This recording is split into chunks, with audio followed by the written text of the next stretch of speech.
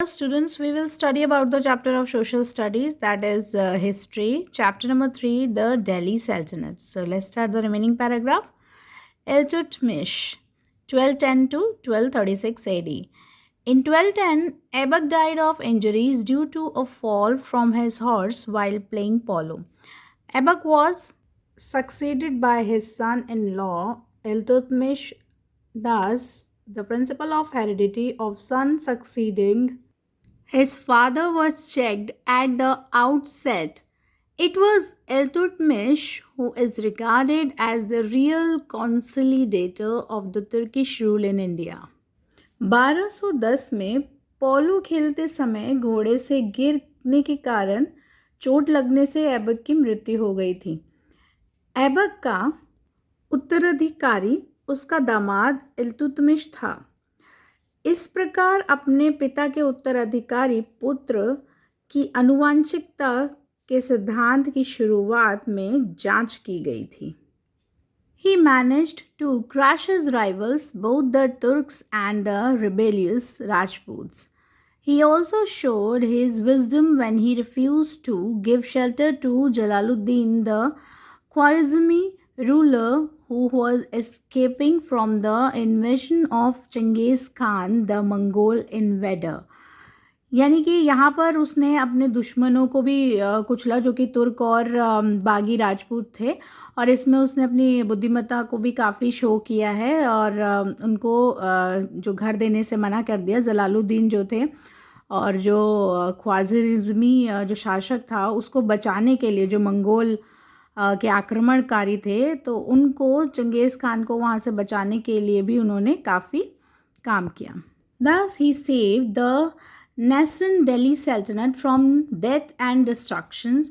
While taking all the decisions, Iltutmish consulted the Turkish nobles, sometimes called the Group of 40 or Chehelgani. He also granted lands or iktas to the members of his army.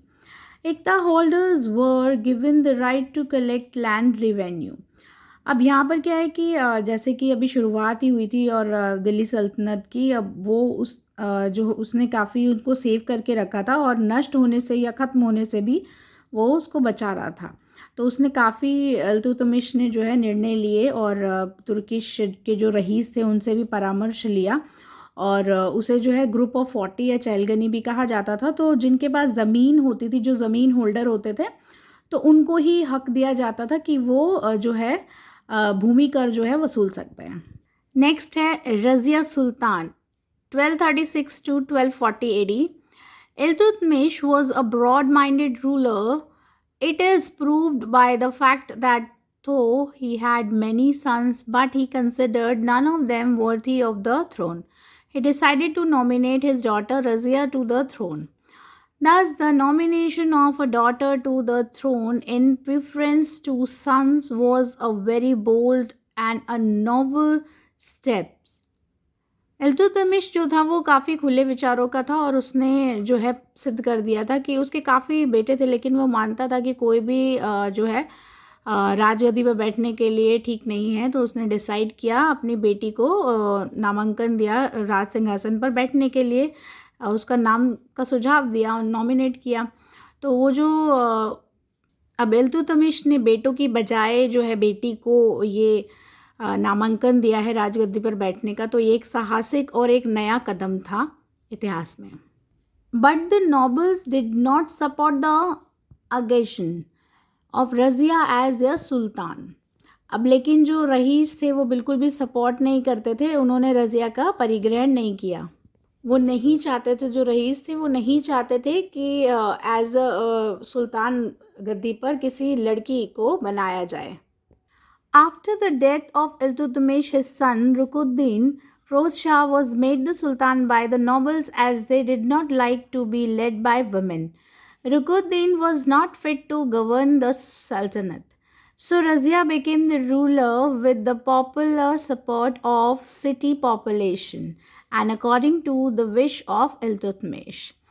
अब जो इल्तुतमिश की death के बाद जो है उसका जो बेटा होता है रुकुद्दीन फ़िरोज़ शाह जिसे सुल्तान बना दिया जाता है रईसों के द्वारा, लेकिन उसे पसंद नहीं किया जाता है और जो आगे का दर्जा है वो वुमेन को ही दिया जाता है।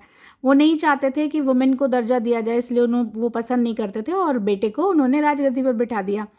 अब रुकनुद्दीन जो था वो बिल्कुल भी फिट नहीं था उस सल्तनत के लिए, इसीलिए बाद में जो है रज़िया को वहाँ का शासक बना दिया गया, क्योंकि वहाँ की पूरी जो शहर है, जो पॉपुलेशन थी, जनसंख्या, वो यही चाहती थी। इल्तुतमिश की इच्छा के अनुसार उसी को राजगद्दी पर बिठा दिया गया। After becoming the ruler, Razia refused to be a puppet. She discarded female dress and started holding court with the face unveiled. She even haunted and led the army in war. However, she faced a lot of opposition from the Turkish nobles who did not approve of her independent ways. One important chronicler of that period, Minhaji Siraz, reflected his discomfort at having a woman as a ruler in his accounts. Razia was finally murdered in 1240 AD. Thus ended the short but significant region of Razia. Razia के सुल्तान बनने के बाद जो है रज़िया ने जो puppet बनना इनकार कर दिया। वो किसी की भी हाथों की कठपुतली नहीं बनना चाहती थी और वो कभी भी जैसे लड़ाई पर जाती थी, शिकार पर जाती थी, सबसे आगे रहती थी। सभी का सामना जो है अपोजिशन जो तुर्किश रईस थे, जो उनका भी सामना उन्होंने समक्ष बिल्कुल सामने से किया है और वो अपने आत्मनिर्भर तरीके से हर रास्तों पे चलती थी। और वो क्योंकि एक वुमेन थी तो उसके सामने काफ़ी सारी प्रॉब्लम्स आई थी एज अ रूलर। उसके सामने काफ़ी प्रॉब्लम्स को खड़ा किया गया था। बाद में जो फाइनली रज़िया का मर्डर कर दिया गया, उसे मार दिया गया 1240 AD में। और बहुत ही छोटा जो उसका सफ़र रहा है, लेकिन काफ़ी महत्वपूर्ण रहा है रज़िया के क्षेत्र में। Nasiruddin Mohammad 1246-1265 AD. After Razia, many incapable rulers ascended the throne of Delhi Sultanate. Muizzuddin, Behram, Alauddin Mosaddegh, and Nasiruddin Muhammad was under the influence of one powerful Turkish chief, Ulugh Khan, known in history as Balban. The young and inexperienced Sultan became a puppet in the hands of Balban. अब रज़िया के बाद काफ़ी अयोग्य जो शासक है वो राजगद्दी पर चढ़े दिल्ली सल्तनत की, जैसे कि मुइज़ुद्दीन, बहरम, अलाउद्दीन मौसद और नासिरुद्दीन मोहम्मद। तो ये सभी जो है काफ़ी इनका प्रभाव पड़ा एक शक्तिशाली जो तुर्किश थे चीफ उलुग खान, जो कि इतिहास में बलबन के नाम से जाने गए। बाद में एक यंग और अनुभवहीन सुल्तान जो है वो बलबन के हाथों की कठपुतली बन गया। Ghiyasuddin Balban 1266 to 1287 AD. The struggle for power between the monarchy and the Turkish nobles continued till Balban captured power after the death of Nasiruddin Muhammad and finally ascended the throne in 1266 AD. Balban introduced strict discipline and strengthened the power of monarchy. अब यहाँ पर जो एक संघर्ष चला था जो राजतंत्र और तुर्किश रईसों के बीच में, वो कंटिन्यू चलता रहा। बलबन ने जो है नासिरुद्दीन की डेथ के बाद जो है सारी शक्तियाँ अपने हाथ में ले ली थी। फाइनली जो है अब जो बलबन है वो राजगद्दी पर थे और बलबन ने बहुत ज़्यादा सख्त जो है डिसिप्लिन और शक्तियाँ वहाँ पर अपनी जो शक्तिशाली राजतंत्र वहाँ पर बनाया था। He believed in divine right of kingship and this increased the prestige and power of the monarchy. He successfully checked and suppressed the internal and external dangers confronting him. In order to raise the power of the king, Balban was determined to break the power of the Turkish nobles. So he was very strict and did not even spare the nobles while delivering justice. To keep himself well informed, Balban appointed spies in every department. He also organized a strong centralized army to deal with internal disturbance and to rebel the Mongols who posed a serious threat to the Delhi Sultanate.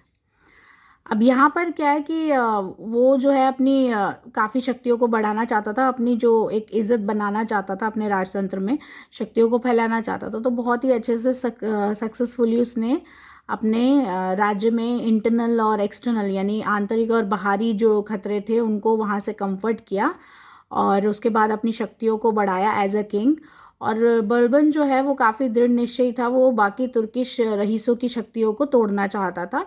वो काफ़ी सख्त था और वो बिल्कुल भी जो rice है उनको छोड़ना नहीं चाहता था, जबकि वो जस्टिस यानी कि न्याय डिलीवरिंग करते थे। तो लेकिन यहाँ पर जो है बलबन ने काफ़ी जो है काफ़ी डिपार्टमेंट में काफ़ी अपॉइंटमेंट्स भी दिए थे लोगों को। जैसे हर एक डिपार्टमेंट में हर अपॉइंटमेंट दिया था, लोगों को रखा था वहाँ पर। एक स्ट्रॉन्ग सेंट्रलाइज आर्मी भी उन्होंने बनाई थी, ताकि जो भी आंतरिक या बाहरी तरीके से कोई भी प्रॉब्लम क्रिएट हो तो वो उनको देख सके। जैसे कि जो मंगोल जो उन्होंने धमकी दी थी, मंगोल आक्रमणकारियों ने बहुत सीरियस धमकी दी थी दिल्ली सल्तनत को हराने के लिए, तो इसलिए उन्होंने अपनी आर्मी को स्ट्रॉन्ग किया।